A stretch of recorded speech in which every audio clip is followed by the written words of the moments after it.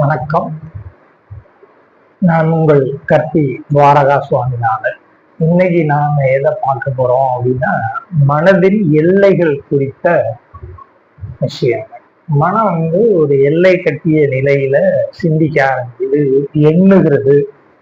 அந்த மனம் அப்படி இயங்குவதனால அறிவும் அதை நோக்கி இயங்குது. இப்போ மனம் என்ன பண்ணுது அப்படின்னா, இத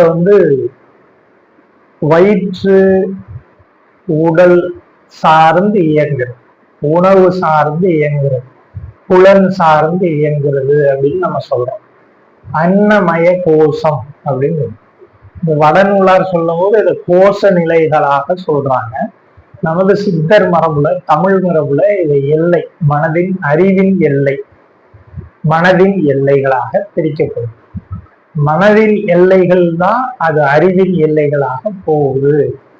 மனம் மூளையில இந்த வகை அலையாக நமக்கு எழுந்து நிற்கும் போது மனம் என்ன பண்ணுதுன்னா, புலன்கள் வழி அனுபவங்களை பகிர்ந்து கொள்கிறது. அதை பற்றிய ஒரு சிந்தனை, கருத்து. இப்போ ஏதோ சாப்பிட்றோம், ஒரு ஒரு மீன் குழம்பு சாப்பிட்டு அதுல ருசி ஆயிடுது, ஒரு கறி குழம்பு சாப்பிட்டு அதுல ருசி ஆயிடுது, ஒரு சாம்பார் சாப்பிட்டு அதுல ருசி ஆயிடுது, இல்லை ஏதோ ஒரு அல்வாவோ ஒரு இனிப்போ எதையோ ஒன்று அந்த நாட்களை விரும்பி விடுகிறது. அது மனதிற்குள் பதிந்து மூளைக்குள் செல்கள்ல பதிந்து வெளியாகும் போது அதே பிடிவாதத்துல நிற்கிறது, அதே சிந்தனையில எழுகிறது. அப்ப அதை பற்றிய ஒரு நிலைப்பாட்டிலேயே நிற்கிறது, எல்லை கட்டி நிற்பது. அது பசி, தாகம், காமம், இந்த மாதிரி உணர்ச்சி எல்லைக்குள்ள உடல் கட்டுக்குள்ளார நிற்கிற உணர்ச்சி, இல்ல வலி, ஒரு துன்பம், அதை குறித்த சிந்தனைகள் அதே உணர்ச்சியிலேயே நிற்கிறது, அதையே திரும்ப திரும்ப உழலுவது. இந்த எல்லை கட்டிய நிலையிலிருந்து மாறுவதில்லை. இதை பற்றிய சிந்தனை, இதை பற்றிய பேச்சு, சாப்பாடை பத்தியே பேசிட்டு இருக்கிறது, காமற்றை பற்றியே பேசிக்கொண்டிருக்கிறது, அதையே சிந்திப்பது, அதை பற்றிய எண்ணங்களை ஓட்டி பார்ப்பது. இதுதான் மனதின் வேலைகளாக. இதை அன்னமய கோஷம், இதை உடல் அறிவு, உடல் வடையில உள்ள அறிவு அப்படின்னு சொல்றோம். இப்ப அடுத்தது பார்த்தீங்கன்னா மனோமய கோஷம் அப்படின்னு சொல்றாங்க. மனதின் உணர்வு நிலைகளுக்குள்ளார எல்லை, உணர்ச்சி வயலுக்குள்ளார எல்லை கட்டி நிற்பது, மனதின் குணத்தின் விகாரங்களை சிந்திப்பது. இப்ப மனம் என்ன பண்ணு, அடுத்த நிலைக்கு போகுது, அடுத்த சிந்தனைகளுக்கு போகுது. இதுவும் உணர்ச்சி நிலையிலையும் உணர்வு நிலையிலையும் அன்பை பற்றி பேசுவது, நட்பை பற்றி பேசுவது, கோபத்தை பற்றி பேசுவது, வன்மமான சூழலை, பொறாமையை பற்றி பேசுவது, வஞ்சத்தை பற்றி பேசுவது, அதை குறித்து சிந்திப்பது, எல்லாம் அதுல ஈடுபடுவது, பிறருக்கு துரோகம் செய்வது, பிறரை ஏமாற்ற நினைப்பது, இப்படி பலவாறாக மனதின் எல்லைகளை நாம விரித்து பார்க்கலாம். மனம் குறித்த சிந்தனை, மனதின் உணர்ச்சி நிலைகள்ல உள்ள சிந்தனை, ஃபீலிங்ஸ் அண்ட் எமோஷன் அப்படின்னு சொல்றோம். இந்த சிந்தனை, இந்த எண்ணங்கள், இதை பற்றிய அதிலேயே உழல்வது, இல்ல அதை திருப்பி மாற்றிக்கொள்ள நினைப்பது, இதைக்குள்ளாரே வேலை செய்யும். இது மனதை பற்றிய அறிவு நிலை அப்படின்னு சொல்றோம். இது ரெண்டு படியும் இயல்பான எல்லா மனிதர்களுக்கும், ஜீவ இனங்களுக்கும் சொந்தமாகவே இருக்கு. இதுக்கு அடுத்த நிலையில போகும்போதுதான் மனம் அடுத்த ஆராய்ச்சிக்கு போகும். இது விஞ்ஞானமய கோஷம் அப்படின்னு சொல்றாங்க. விண்ணை பற்றி அறிவது, உயிரை பற்றி அறிவது, உலக விஷயங்களில் அதோட விசாரணை நடத்துவது. அது என்ன உலக விசாரணை நடத்துறது அப்படின்னா ஒண்ணும் இல்லை. இது எப்படி தோன்றியது, ஒரு பொருள் எப்படி தோன்றப்படுது, ஒரு பொருளை எப்படி கண்டுபிடிப்பது, இந்த விண் அறிவு அப்படின்னு சொல்லுவோம். இதை அறிவியல் அப்படின்னு சொல்றோம், இந்த சயின்ஸ்ன்னு சொல்றோம். இந்த விண் அறிவு, இந்த விண்ணும் ஆட்டம் எப்படி சேர்ந்தது, இதெல்லாம் படிக்கிறோம் இல்லையா? இப்போ கெமிஸ்ட்ரி, பயாலஜி, பிசிக்ஸ் இதெல்லாம் படிக்கிறோம் இல்லையா? இந்த அறிவு எப்படி மேம்பட்ட அடுத்த சிந்தனைகளுக்கு, எப்படி இந்த கோள்கள் இயங்குகிறது, இந்த பொருட்கள் எப்படி, தண்ணி எவ்வளவு வேகத்துல ஓடுது, அதோட வேகங்கள் என்ன, அதோட பருவன் என்ன, ஒரு தீ என்னென்ன மாதிரி எரியுது, அப்ப தீயும் தண்ணீரும் கலந்தா என்ன, இதை பற்றியெல்லாம் ஆராய்ச்சிக்கு உட்படுது. ஒன்றிலிருந்து இன்னொன்று எப்படி பிறக்கிறது, ஒன்று இன்னொன்றோட எப்படி சேருகிறது, இதுதான் விண் பற்றிய அறிவு, விஞ்ஞான அறிவு அப்படின்னு சொல்லணும். இது ஒரு வகையான எல்லை, அடுத்த எல்லைக்கு போகிறது. இது மூன்றாவது படி. மனதில் அடுத்த அறிவில் அடுத்த சிந்தனைக்குள்ளார போயிடும்.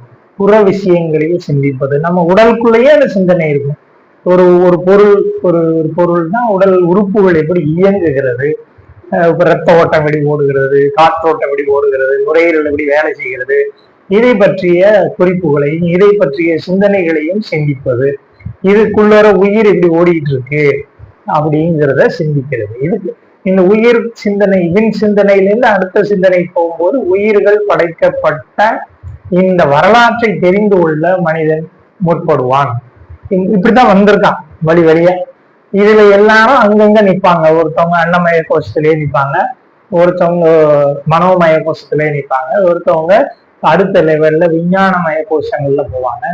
விஞ்ஞானிகள், மேல மேல அறிவு ஜீவிகள், அறிஞர்கள், இப்படி எல்லாம் அடுத்த சிந்தனைக்கு வர்றாங்க இல்லையா. இதுக்கு மேல சிந்தனை தான் உயிர் சிந்தனை, உயிர் கருணை, அருள் அப்படின்னு சொல்லணும். உயிரை பற்றிய சிந்தனை, உயிர் வேதனைகளை பற்றிய சிந்தனை, உயிர் எப்படி பிறக்குதுங்கிற சிந்தனை, இந்த வித்து தொடர்ச்சியை புரிந்து கொள்வது, இது அடுத்த 4வது படியாக இதை சொல்றோம். இத பிராணமய கோஷம்.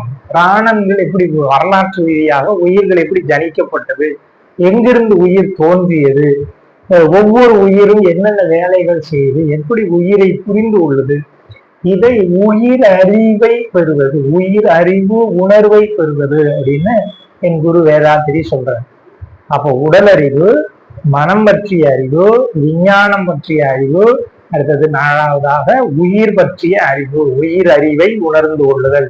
உயிர் எப்படி சுழன்று வருகிறது, உயிர் இயக்கம் என்ன, இதை பற்றி எல்லாவற்றையும் புரிந்து கொள்ளுது. உயிருக்கு அடிப்படை மூலம் எது அப்படின்னு புரிந்து கொள்ளுது. இன்னும் மேல போய் அடுத்தது ஆனந்தமய கோஷம் அப்படின்னு சொல்லுவோம். அது என்ன ஆனந்தமய கோஷம்? இயற்கையின் எல்லா ரகசியங்களையும் புரிந்து கொள்ளும். இந்த இயற்கையை ரசிப்பது, இயற்கையோடு இயற்கையாக ஒன்றி அதோட லயமாகி வேலை செய்வது, எல்லாவற்றையும் உடலை பற்றி புரிந்து கொள்வது, மனதை பற்றி, ஒவ்வொரு உயிரும் ஒவ்வொரு இயற்கையில் இருக்கிற பிரபஞ்சத்தில் இருக்கிற அத்தனை இயக்கங்களையும் புரிந்து கொள்வது. இதோட இணைந்து செயல்படுவது, தத்துவத்தின் மூலத்தை அறிந்து கொள்வது, இதுதான் மனதின் எல்லையற்ற தன்மையை அறிவது. மனம் எங்கிருந்து உருவாகிறது, உயிர் எங்கிருந்து உருவானது, இந்த அறிவு எங்கிருந்து வேலை செய்கிறது, இதுதான் பிரபஞ்ச பேராற்றல் கொன்ற அறிவு. இப்ப உலக இயக்கங்கள், பிரபஞ்ச இயக்கங்கள், மனித இயக்கங்கள், மனோ இயக்கங்கள், உடல் இயக்கங்கள், அனைத்து இயக்கவியலையும் புரிந்து கொள்வது, அதனால் ஏற்படும் எல்லையற்ற ஆனந்தத்தில் திளைப்பது, அதை புரிந்து கொண்டு மனிதனை செல்வாக்கு மிக்கவனாக மாற்றுவது, மனதை புரிந்து கொள்வது, மனதை மாற்றுவது, அறிவை புரிந்து கொள்வது, அறிவை பேரறிவோடு, இந்த சிற்றறிவை பேரறிவோடு இணைக்கிறது. இதெல்லாம் முழுக்க முழுக்க இயற்கையோடு இயற்கையாக வாழ்வது. இந்த வாழ்வு இருக்கு, இதுதான் ஆனந்தமய கோஷம் அப்படின்னு சொல்றாங்க.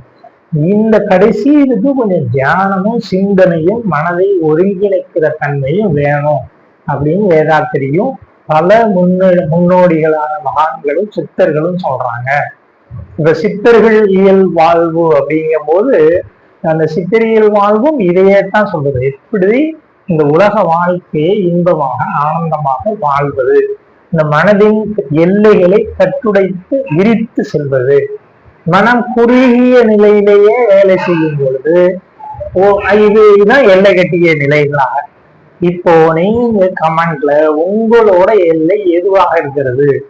இப்ப உயர்ந்த நிலையில இருந்தாலும், அறிவின் சிந்தனையில உயர்ந்து இருந்தாலும் மனோமயமோ எல்லை கட்டி நிற்கும், அன்னமய கோஷத்திலே நின்றலாம். இப்படி மாறி மாறி கூட இருக்கும். சிலருக்கு அந்த நான் விரிஞ்சிட்டேன்னு நினைச்சிட்டு இருக்கோம், ஆனா மனம் என்ன ஆகாது, அங்க விரியாது.